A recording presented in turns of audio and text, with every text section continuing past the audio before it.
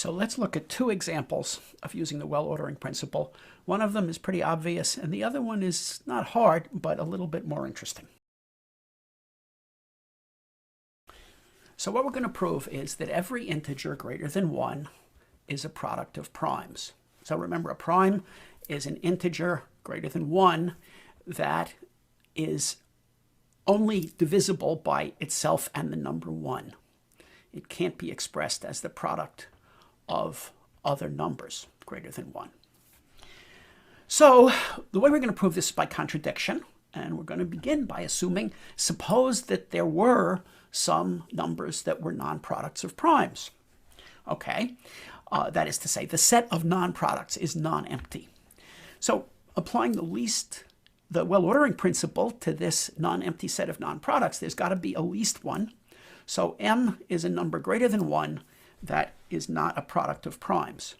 Now, by convention, if m itself was a prime, it's considered to be a product of one prime. So we know that m is not a prime.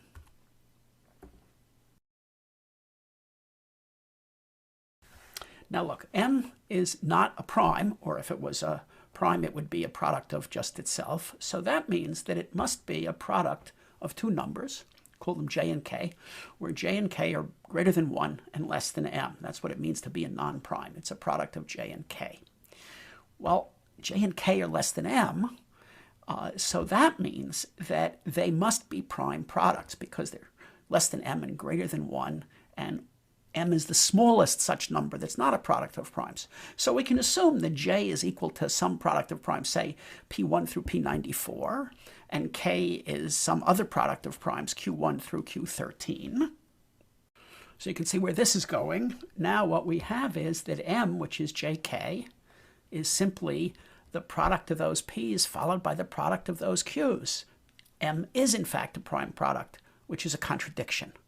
So what did we assume that led to the contradiction? We assumed that there were some counterexamples, and there must not be any. And no counterexamples means that in fact every single integer greater than 1 is indeed a product of primes as.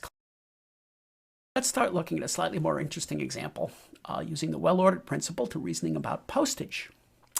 So suppose that we have a bunch of 5-cent stamps and 3-cent stamps. And what I want to analyze is what amounts of postage can you make out of 5-cent stamps and 3-cent stamps. So I'm going to introduce a technical definition for convenience. Let's say that a number n is postal if I can make n plus 8 cents postage from 3 and 5-cent stamps. Okay?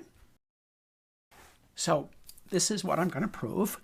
I claim that every number is postal. In other words, I can make every amount of postage from 8 cents up.